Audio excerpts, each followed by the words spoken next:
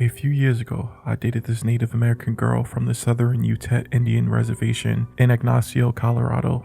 Me at the time being a black 20-year-old from the hood of Baltimore, Maryland, knew almost nothing about Native American cultures, legends, or any of that stuff. So when she first told me about skinwalkers and that they're real, I just knew I had to learn everything that I could about them.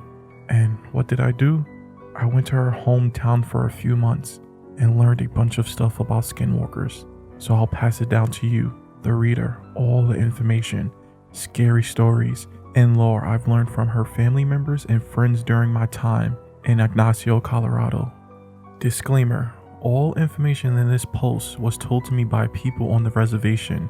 These are not my own thoughts or opinions on skinwalkers, but things believed to be facts by some of the Native Americans in the area of Colorado and New Mexico I've had a chance of speaking with. So without further delay, let's learn about skinwalkers. Skinwalkers are witches. So for starters, skinwalkers are definitely witches, not cryptids, or whatever else you people are calling them. They are witches who possess the power of shape-shifting. Lots of people in town told me skinwalkers can be from any tribe, but are usually Navajo. Then again, Navajos and Utes typically don't like each other from what I've seen. If you want to know why, research Skinwalker Ranch. So I don't know. This could be true, or it could be just shit talking between tribes. People in the town who have claimed to have seen skinwalkers who describe them to look differently. Since they shapeshift. Her uncles claimed to see one that looked like a big hairy thing. Another guy said he saw one that looked like a huge white dog creature, and her cousin and her friend said they saw one that looked like a goat with big eyes standing on two legs wearing a jacket. Weird, right? There were even people in town suspected of being skinwalkers, or just indulging in bad medicine, which basically just means witchcraft. These people are known as bad medicine men. There are good medicine men as well, but these good medicine men are not skinwalkers. They can, however, combat spells put on a person by a bad medicine man. Do not whistle at night. One thing that attracts them, that most of you probably didn't know, is whistling. People on the reservation would actually get upset if anyone were to whistle at night. My girlfriend actually told me this story when she was younger with her friends during nighttime out in the boonies, which is basically just in the middle of nowhere. She kept whistling just to be an asshole and piss her friends off. She only stopped when something in the distance whistled back the exact same way she had whistled. Now, this just could have been a weirdo whistling at a young girl for whatever reason, but that theory seems a lot less likely when you take into account she was at her friend's house and the closest neighbor was a mile away. They don't care for outsiders. If you are hoping to see a skinwalker in person and aren't Native American, don't have any relationship with Native Americans, or live near a Native American reservation, you might be out of luck. It's believed around there that skinwalkers usually won't show themselves to someone just visiting the area, especially if that someone isn't native. However, if you spend a lot of time, and I mean a lot of time in the area, you might catch one. They can't directly harm you, but if you're afraid of them, they will fuck with you. Usually, I see people online saying no Native American likes to talk about skinwalkers because that catches their attention. Well, everyone in Ignacio were really open to talking about them, especially her father, even though he himself said skinwalkers know when you talk about them. When I asked him why, he still talks about these shape-shifting witch monsters without fear of them catching on. He told me he flat out wasn't afraid of them. In fact, he wanted smoke with a guy he thought was a skinwalker, cause a skinwalker scared his Hispanic girlfriend so bad she skipped town. She illegally crossed back over the Mexican border and stayed in Mexico for a while. He told me skinwalkers won't outright attack you or kill you, but they can still cause you harm. They might do this by jump scaring you and causing you to crash your car, killing your livestock, or casting spells. If a skinwalker or a bad medicine man gets a strand of your hair or something else of yours, they can cast a spell on you, causing you to become sick or giving you very bad luck. They've even been known to separate couples, just like how they scared his girlfriend back over the border. Eventually she came back and told everyone about her skinwalker encounter, but I'll tell you that story another time. Now that's just some of the info I got while I was down there. I even got scary stories and shit too. There are even things in the Colorado, New Mexico area a lot scarier and more unexplainable than skinwalkers. Let me know if any of you want to know more.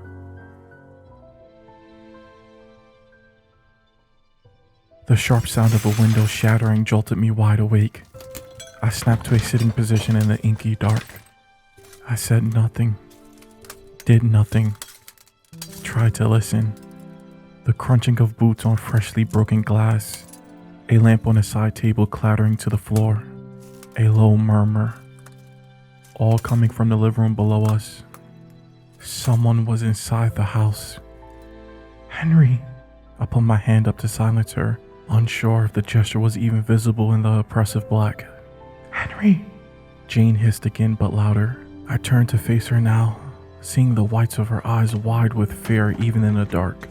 Shh, I insisted, putting a finger to my lips. I'm listening.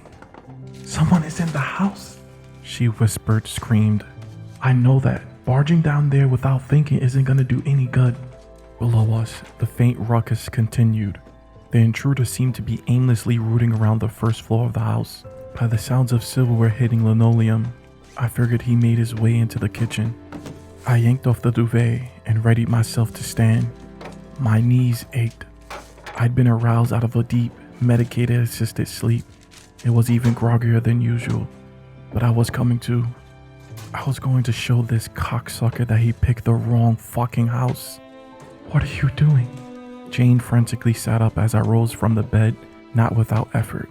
I steadied myself on the nightstand, my legs wobbling. God, my fucking knees. I'm getting the gun and I'm going down there to shoot the son of a bitch. Call the police.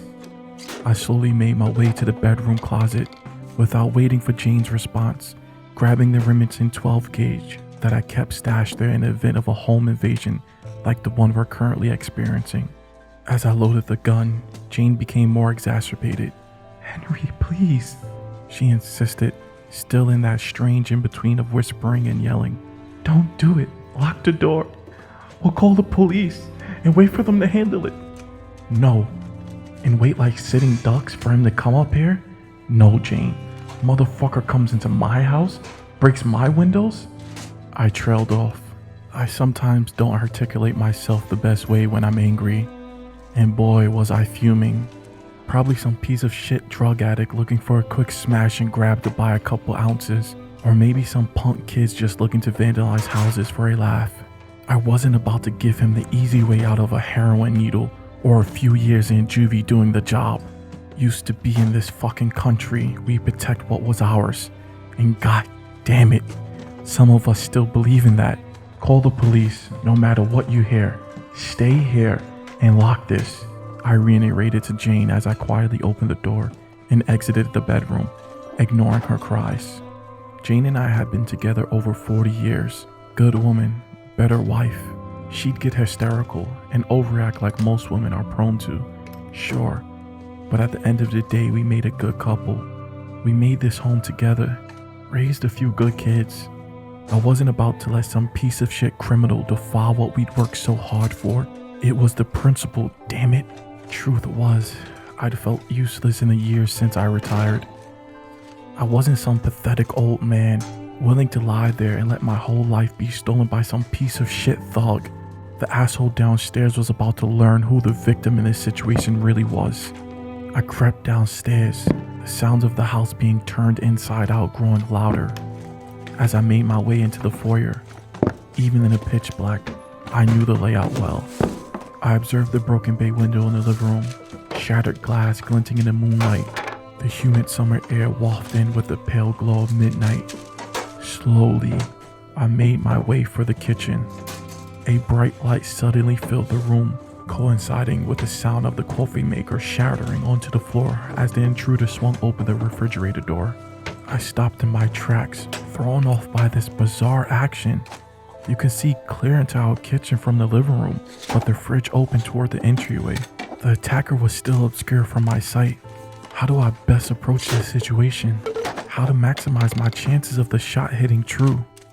I watched the intruder loudly empty our fridge, tossing vegetables that thudded on the ground and flinging beer bottles backwards into the dining room. So this was some piece of shit thug trying to trash the place. The man seemed to talk to himself in a low voice as he destroyed the kitchen, though my hearing was impaired enough by this age that I couldn't quite make out the words. I needed more light. Luckily, the switch for the living room wasn't far from where I stopped to observe the intruder. Quietly, I hobbled my way over to the wall and flicked the light on, casting the living room in a yellow glow. Immediately, the kitchen went dead silent. "Hey, asshole!" I screamed as I raised my shotgun. "I have a weapon. Close the door and put your hands up. The cops are on their way. Guess you tried to trash the wrong house." No response. Nothing. All sounds in the house seemed to cease. "You hear me, you piece of shit?" I pumped the shotgun, hoping to give this asshole a clue that I was not fucking around. I was prepared to shoot. Slowly, a pair of wide eyes emerged from behind the open fridge door. The man wore a jet black balaclava, his emerald green eyes the only visible feature of his face. He was literally wearing the mask of a fucking cartoon robber. The figure stood up, still taking his time, and gingerly shut the refrigerator door. His gaze never broke mine, and now I can make the bastard out more fully. He was an average-sized guy, not more than 5'9", maybe 5'10". He was fully outfitted in jet black, from the covering of his face to the gloves on his hands to the soles of his boots. "Put your hands up, motherfucker. I will shoot you." The man did nothing. We stared at each other. Time seemed to slow to a crawl. "You fucking hear me?" Before I could continue, the man spoke. "You hear me, you piece of shit?" His voice was slightly garbled and strange, and he spoke with an odd lilt, almost like a question, like the words weren't coming naturally. More importantly, he had repeated my earlier threat. Was this piece of trash mocking me? I kept the gun raised, aimed square at the intruder's chest. "Listen, smartass. I'm not playing any games. Like I said, cops are on their way." "Put your hands up, motherfucker. I will shoot you." Again, the same threat I made against him seconds before, repeated in that strange and hollow staccato. It went quiet after that. We stared at each other, neither of us budging. My knees ached like hell. My shoulders were starting to droop as the adrenaline wore off, and the weight of the shotgun became more apparent. The intruder could have been a statue the way he stood there. I sensed no fear from his stance, no apprehension, no worry. I got nothing from this fucking guy. I dealt with people like him on the force. Lunatics, their brains so fried or fucked up that they had no fear whatsoever.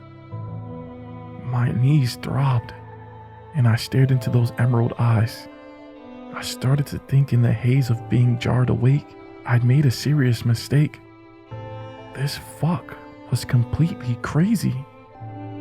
Suddenly, a loud cracking sound broke me from my trance as the intruder jerked forward shoulder first, his black-clad head snapping backwards as he did so. His hands was outstretched towards me, fingers now looking long and spindly. Before he could take another step, I pulled the trigger.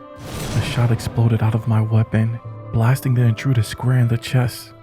The man was propelled backwards into the darkness of the kitchen, gore and bits of flesh hovering into the air where he stood moments ago. He hit the kitchen sink with a thump. I stumbled backwards from the force, my knees and arms now searing with pain. "God damn it," I said to myself. "Henry!" Jane screamed from upstairs.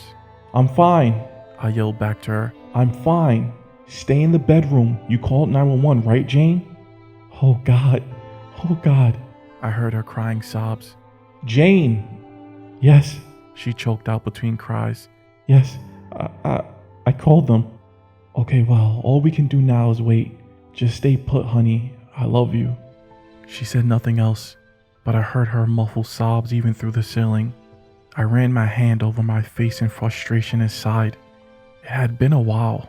The anger and rush had worn off quickly, and now, of course, I questioned if I had made the right choice.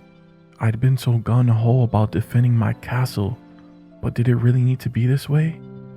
Hell, I guess it did. Who knew what the strung out piece of shit would have done if I hadn't reacted? When the boys from the precinct got here, it would be easy to explain how things had gone so bad. They'd understand. Another loud cracking sound grabbed my attention. I furrowed my brow as I stared into the darkened kitchen. I could make out the dim outline of the intruder on all fours, crawling into the living room where I stood. How in the fucking hell? I stumbled backwards, trying to cock the shotgun again. "Stay where you are, motherfucker," I yelled. "You're lucky to still be alive. Maybe the cops will help your sorry ass when they get here. Get your life back on track." A low, gargling voice answered me as the sound of limbs scattering on linoleum grew closer. "Stay in the bedroom, Jane. You called 911, right? Stay. Jane.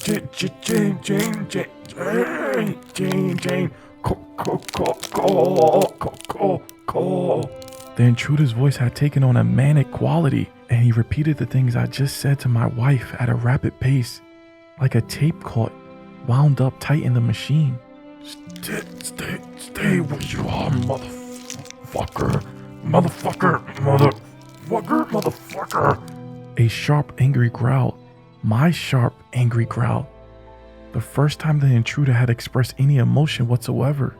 My mouth widened in horror as it dragged its way into the light of the living room. Frozen in place by the wrongness of it all, it began to dawn on me that something I did not fucking understand was staring me in the face. This was not a person, pulling itself along all fours within hideous, twisted, multi-jointed limbs. The thing that was clearly not human left a trail of blood from the jacket hole my shotgun had torn in its abdomen. The limbs cracked and popped as they jerked forward, snapping as they seemed to grow and change. With a sick, wet click, the masked face of the creature shot up, its neck breaking into a pure straight line so those eyes could look at me in the face even as it still lay on the floor. The cat burglar outfit the thing wore was now stretched and tearing at odd angles, no longer appropriately fitting the grotesque outstretched limbs. What the hell had broken into our house? With inhuman speed, the creature's torso snapped forward, the hole in its chest still leaking visceral. Its legs popped and hinged backwards, elongating with extra joints. It pressed on the ground and stood itself up. Now much taller than a 5'9" average height, it had appeared as a man. It wobbled and swayed from side to side, unsteady on its newly double-jointed legs. Again, the creature and I entered a sort of stasis. We both stood, staring at each other, neither willing to make the first move. The cat burglar outfit looked so wrong stretched over this now inhumane frame. The twisted limbs had outgrown the pants and black thermal, exposing his veiny tan flesh. Blood dripped from the gory hole above his ribs. I could now clearly see that my shot would have killed a normal human. Those wide green eyes looked more otherworldly than before, fixated on me from the stark black that surrounded them. What the hell was I supposed to do? I seen plenty of crazy shit in my day, but this wasn't crazy. This was impossible. Wrong and horrible and impossible. That hideous voice escaped from its mouth once again. "Jane!" I thought of dying at this thing's hands. Thought of what a shit way this would be to go out with the life I had. I was getting angry now, feeling the righteous indignation that had gotten me out of the bed in the first place. I had always been a hothead, always too full of piss and vinegar. Even after all the years, retirement had never suited me. I thought of protecting my castle. I thought of Jane. I raised the shotgun, but before I could pull the trigger, the creature suddenly elongated and twisted its neck 180 degrees with a sickening squelch. The balaclava-clad vestige now faced me upside down and hanging from a veiny and tendril-like neck. I'll admit, I nearly shit my pants. Whatever was beneath the balaclava rippled and shifted as the creature stared at me, our faces now nearly touching. Fuck this. I raised the gun again and pulled the trigger. Too old, too slow. As the shot was let loose, the thing swiped at me with its enormous limb, sending me flying backwards and smashing into the living room wall. My head snapped back on the impact. I saw stars. The room spun. I'd gotten my shot off though. I clipped the thing right in the head. It let out an inhuman shriek as it hit me, stumbling backwards and tripping over its twisted legs. Oh, fuck, hurts. It yelled and screamed, its voice more garbled and strange than before. It almost sounded like multiple voices in unison, talking over each other, and saying the same thing. I guess I could take some satisfaction in hurting the thing. At least, a little. The gun had gone flying in a melee, and the sharp pain in my gut told me I likely broken a rib. Or worse, I looked down and even through my blurred vision saw bruises and even some broken bloody skin already forming where the creature's tree trunk limb had made contact. Your skin is like tissue paper when you reach this age. Everything ached. Everything hurt. Especially my knees. Especially my head. Especially my ribs. And God, my head was on fire. I felt my vision beginning to blacken. The sound of the creature standing up and crashing its way over to me kept me alert. I was defenseless at this point. Some king of this castle I turned out to be. As the creature approached me and knelt down, I realized my aim had been better than I thought. Half of the thing's entire head was blown off. A gory, pulpy mess stripped through the ripped side of the balaclava where the shot had made contact. Only one piercing green orb remained. If that shot hadn't done the job, nothing was doing the job. Apparently, this thing could function just fine missing half its brain. As I heard the distant wail of an approaching siren arriving just in time to be too late, I waited for the thing to do whatever things like this do. Waited for the end. Instead, saying nothing, the creature reached up and removed the covering from its face. I was greeted by a fairly unassuming vestige, minus the part of the face I had blown off with my shotgun. A young man with some stubble and a buzzed haircut, a little haggard looking, but certainly not the face you expect to see on some malformed, limbed alien creature. A sick, gargantuan smile began to spread across the face, inhumanly wide, growing to even tear the man's cheeks. That gaze never breaking from mine, it began to change. The face twisted and shifted, the skin stretching and morphing as if it were alive. Its nose collapsed, its lips stretched upwards. The teeth fell from its mouth. Even the damaged gore of its gunshot wound melted and merged with the unmirrored half of the face to make an almost liquefied soup of facial features that thrashed and bubbled. As the grotesque display went on, a new face began to take shape. My face. Slowly but surely, the weary but youthful man was replaced by deep wrinkles and thinning auburn hair. The hairs of my mustache bristled over its newly formed lips. Even the birthmark beneath my left eye appeared. The only thing that stayed the same was the alien's emerald eyes. I realized now what the thing had been staring for.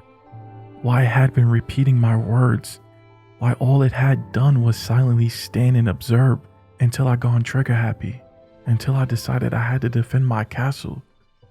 I figured somewhere out there, maybe miles away, maybe in this neighborhood, there was a body of a youthful, weary young man with buzzed hair who had been planning on committing a robbery this evening. And somebody else before him, and someone else before that, and all the way back to whenever this thing that did not belong to our world had come from. What did it want? What was it trying to do? Did that even matter now? I knew the answer. All traces of injury to the creature's head gone. I was now face to face with myself. A ghoulish grin still spread across his face. It seemed to be waiting for my reaction.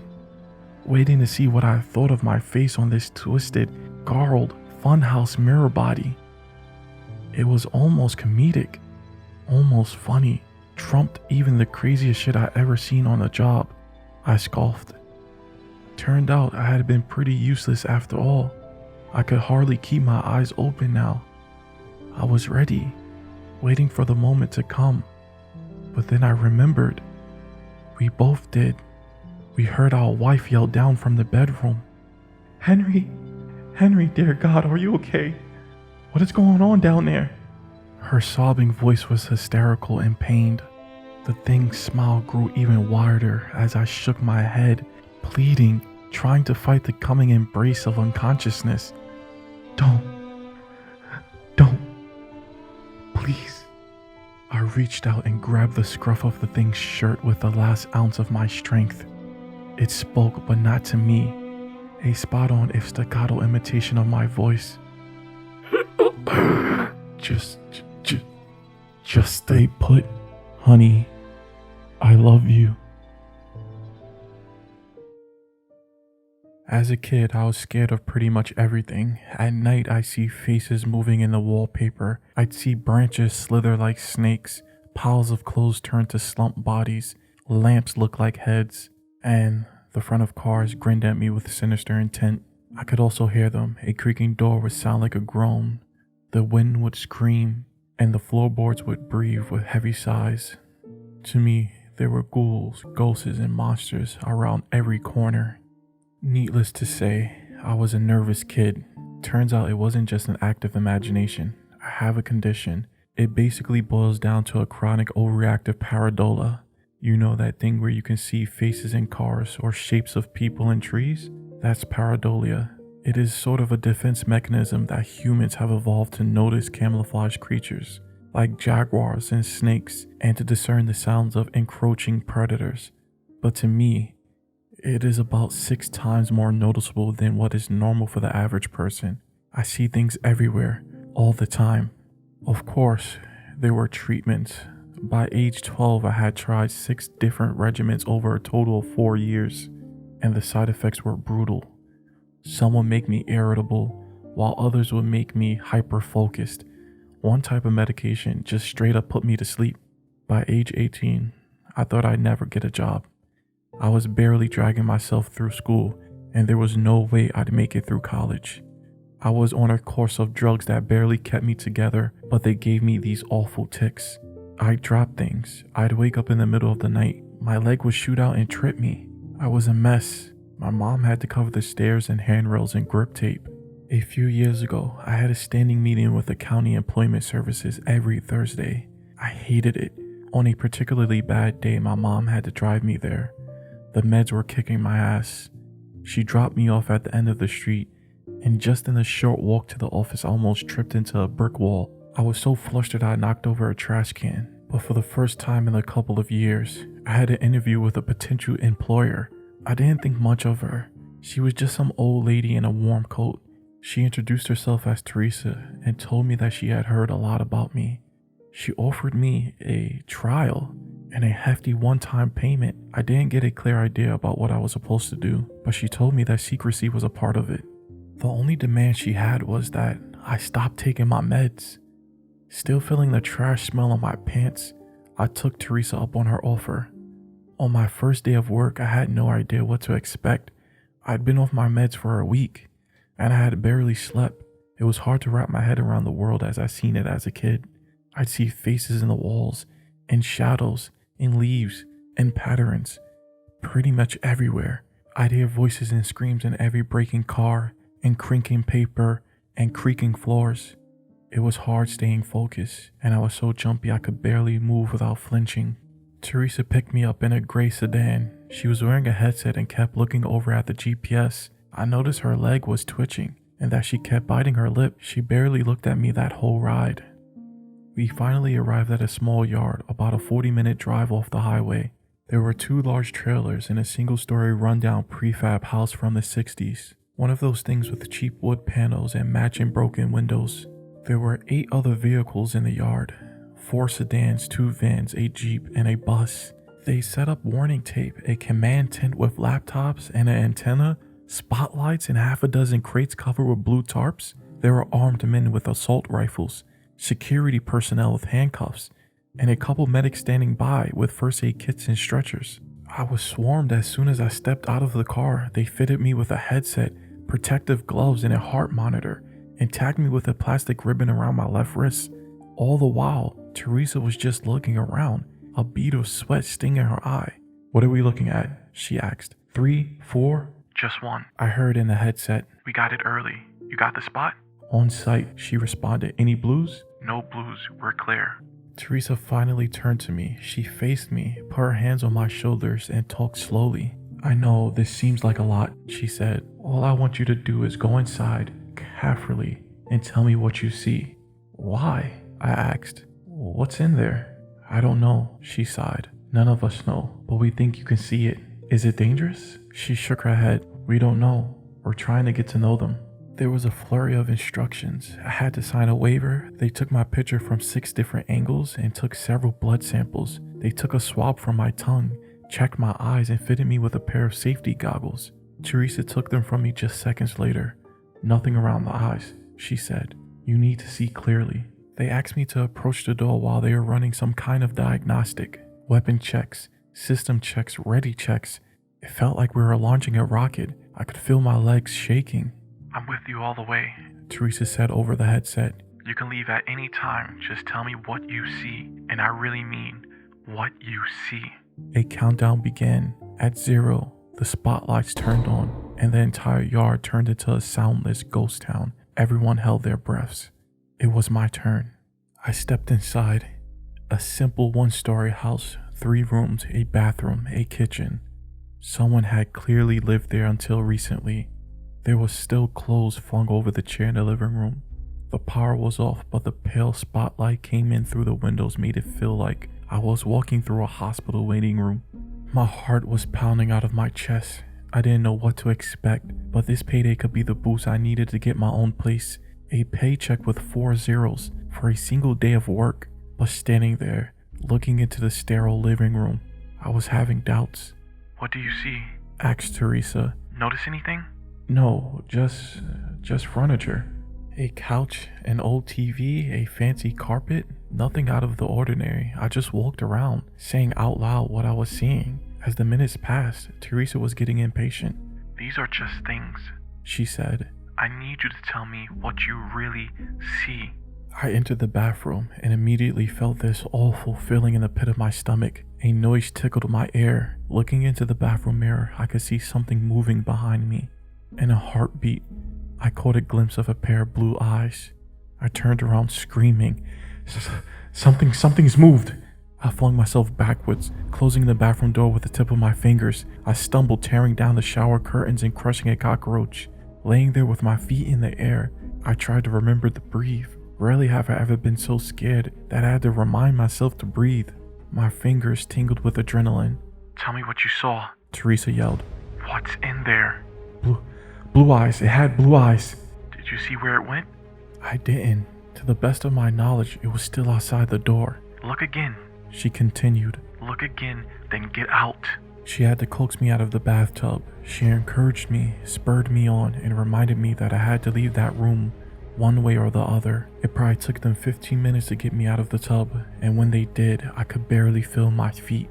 When I finally opened the bathroom door, I couldn't see anyone. The hallway was empty. I carefully stepped out, looking around. Nothing. Standing in the middle of the living room, I felt like an idiot. This was exactly what I was taking my medication for. Paranoia and sudden bouts of fear. It dawned on me that maybe I was influenced by all the people outside and their preparations. I was walking in here expecting to see something. They worked me up, so of course I was seeing things. But then again, there was an odd painting on the wall that I hadn't paid any attention to earlier. It was the strangest thing. It was sort of a thrift store painting, showing 2 women walking across a bridge on a hot summer's day. It was sort of generic, but I'd been hypervigilant when I first stepped in. You know that feeling when you say a word over and over so many times that it starts sounding like a noise? That's the feeling that fell over my ears. The picture started to blur and disappear, turning to swirling colors. And there, in that blur, I saw those blue eyes. There were small blue spots in the water, on the sides of the bridge in the painting. That's what I seen. And there, I'd seen a face, something blending into my sight, disappearing. And for a second, I knew for certain that I hadn't seen this painting when I first stepped inside. And now, I knew that I can see it. I felt it. I slowly started to back out. There's something in the painting, I whispered. In the living room. You sure? Teresa asked. Absolutely sure? Absolutely. Get out now. I rounded the corner and heard the floorboards creak. I could no longer see the painting. I could sense something move. Backing out of the front door and into the cool autumn air, I could feel hands on my shoulders. Armed men pulled me back, and paramedics started to check my eyes with flashlights. They asked me all sorts of personal questions like my name, my mother's maiden name, and the name of the president. I was told to lay down as I heard a team breach the house with stun guns, cattle prods, nets, and a crate. Laying there, feeling the pressure subside, I just cried and laughed. I didn't notice Teresa sitting down next to me. I was given a cold drink and a pill, and I took it without question. You did good, she said. You're done. You're done. What was that? What's in there? Something only a special mind can see. That was my first time working with Teresa. Over the coming years, I would be called in about once or twice a month, and the pay I got from those few days were enough to get me out of my parents' house. Teresa would check in with me weekly, and I had to submit to regular checkups, but more often than not, I was completely off the leash. I started to learn a bit more about the company I was working for and what they were doing. I started getting payments from Hatchback Biotechnica, a subsidiary of Hatchet Pharmaceuticals. My official title was contractor, a title that was repeated like a name. Teresa started going into greater details on what to look for and how to act, but that first mission was a sort of test to prove myself. I had no idea what I was actually proving, but it felt like my tendency to discern patterns and seeing dangers helped me along. I learned a bit more about their procedures. For example, they were adamant about checking for blues. This meant surveying the nearby area to look for some kind of infection, usually taking the form of miscolored flowers, most often blue, but not always. Sometimes tulips, more often sunflowers. Once they just found a bunch of teeth sticking out of the wall. Whenever they checked for blues, this is what they would look for. Something overtly strange and unnatural. When something like this was found, the whole mission would be called off, and they would use controlled explosives to just take out the entire area. In more populated areas, they'd set up tents and use flamethrowers. I remember once, the week before Christmas, when 6 men with flamethrowers were called in to burn down a greenhouse. I'll never forget the way the flames reflected over their visors. To them, it all just looked like flames. But I saw something. I saw bodies withering in the flames. I heard screams in the shattered glass, and in the charred remains of melted plastic, I'd see pained faces glaring at me with hateful black eyes. Up until a few months ago, I worked a total of 33 cases over 2.5 years. Every case, I'd step into a location and look for 1 to 3 things hiding in plain sight. Up until that point, I still had no idea what they actually were. Sometimes I'd catch a glimpse of something running past me or see a pair of blue eyes looking at me from across the room. Every time, I just reported it and left. A chair, a fridge, a suspicious window. Hell, once it was a music box. This time, we were just coming up to a house. It was a rainy autumn evening, and the area was already set up when we got there. I saw a for sale sign knocked over by one of the Jeeps who'd taken a wide turn. I got suited up, blood samples, plastic wrap, all the jazz. It was set up to be just another job, although I was still nervous. I was getting better. No blues, asked Teresa. None, said one of the armed men. We're looking at a single tango. You sure? Teresa squinted. First report said 6. Secondary reading says 1. We might have runners. Notify the Galapagos, she sighed. Put them on the hunt. She turned to me with a smile, tapping me on the shoulder. In and out, you got this? I got this, I repeated. Standard routine, countdown, spotlights, game on. It felt like stepping onto a stage. As I walked through the door and saw my shadow stretch out across the floor, I felt like a hunter, that I was the one to fear, and that whatever stayed in this house tried to hide for good reason. The floor is crooked, I noted. Strange place. You sure? Yeah, I nodded, definitely. I steadied myself and started checking the room one by one. I waited for that feeling to emerge, my eyes seeing through the obvious and seeing the pictures beneath the picture. the blue eyes emerging from nothing and the patterns of shadowy figures growing clearer. Just relaxing and expecting that feeling to wash over me was enough to put me at ease, but I could still feel a primal part of me tickling my nerves, expecting me to panic. But nothing happened. I checked the kitchen, the living room, the bedroom. There was nothing, just a strangely crooked floor, empty rooms, and the echo of my own footsteps. An empty bedroom with a single window. Through it, I imagined the scowling faces in the trees outside. 20 minutes passed and I got nothing. I reported to Teresa, and she assured me we were still getting readings from inside the house. Something was still in there with me, but I hadn't seen anything. I went through the cycles of denial, fear, and anger, over and over. What was I missing? Finally, I just sat down in the middle of the living room floor. I scratched my eyes, sighed, and tried to relax. Teresa, I'm not feeling it. Are you sure? There was no response. Teresa? Yeah. She responded absent-mindedly. Yeah, no, we're good. Hold on for a minute. We're good? I asked. What do you mean, we're good? Again, no response. I stomped around for another 10 minutes before I went up to the window facing the front yard. It was hard to see through the glare of the spotlight. Teresa, I'm coming out. The place is empty. As soon as I opened the front door, I saw 24 faces fixed on me. Maybe they were surprised to see me, but I got the sense that there was something else. I could tell something was off. They all looked at me with strange expressions, some neutral, some smiling ear to ear. One of the paramedics just stared at me with slack-jawed terror. It was as if they didn't know what to feel or how to express it. A hole sunk through my stomach. I got that hollow feeling as my eyes gazed over, like I was staring at something false, something hiding in a pattern. This was the sense I'd been looking for inside, and now I was feeling it. In the far back, I saw Teresa. She stepped outside from behind a Jeep, smiling ear to ear. Behind the shape of her face, her eyes emerged, glowing with a cold blue. One by one, their eyes flared up in blue glow, and there, in a moment of my paranoia, sight registered human-like shapes in the grass around them. Headless, mauled bodies. Imposters, lookalikes, mimics, nightmare beings, having tricked us into a trap. One by one, smiling started creeping across their faces, rows of impossibly sharp teeth hiding long tongues, their fingers growing longer, their necks elongating. They were losing their disguises and facing me, head on, unafraid. Nothing was said out loud, not a word, but to me, it was as if the wind itself was screaming for me to run.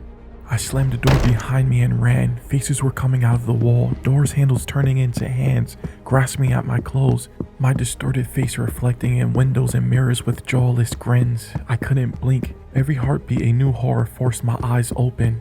There was more doors than I remembered. There was more windows than there should be. The kitchen suddenly had a skylight, and there were 4 fridges. Countless paintings had appeared in the master bedroom, depicting cruel and blood-drenched horrors. They were already here, trying to surround me, and my mind was racing to remember what was real and what wasn't. Rushing to the back of the guest bedroom, I remember there being only one window. Now, there were 2. I had to roll the dice and take a guess, do something. As I grabbed the window frame, I imagined teeth slamming into my hands, tongues licking across my palms, wide smiles, sating their hunger. But this time, it was just my imagination. I burst through the window and took off running into the woods. Through the night, I just kept going. My chest hurt from holding the screams in. Without my medication, everything in the dark looked like something reaching for me, trying to eat me, trying to grab me. Creaking branches sounded like laughter, and howling winds were screams. I must have run for hours when my foot got caught between 2 rocks and I tumbled to the ground, twisting my ankle. I saw them descend on me. I felt their fingers scratching me. I withered on the ground, screaming for them to just let me go, to just please let me go. But after a few seconds, I realized I had just scratched myself on the underbrush. There was no one there. I was safe. I broke down crying, trying to ignore the twisted face reflecting off of the full moon above. Eventually, I made my way home. There was no message waiting for me. All my work numbers had been taken offline. All ways to contact them were just gone. And there was no info on the firm that had hired me. Hatchet Biotechnica existed only on paper. There's no location, no contact information, and no names attached. It's all a front. I haven't heard from Teresa since. I think that whoever I've been working for have just assumed I'm dead. That's why I've decided to share this anonymously. Those who know who I am can reach out to me, and for those who don't, I just have a word of warning. Be observant, trust your intuition. It might save your life. This is your buddy Darkness, and remember, darkness is only a switch away.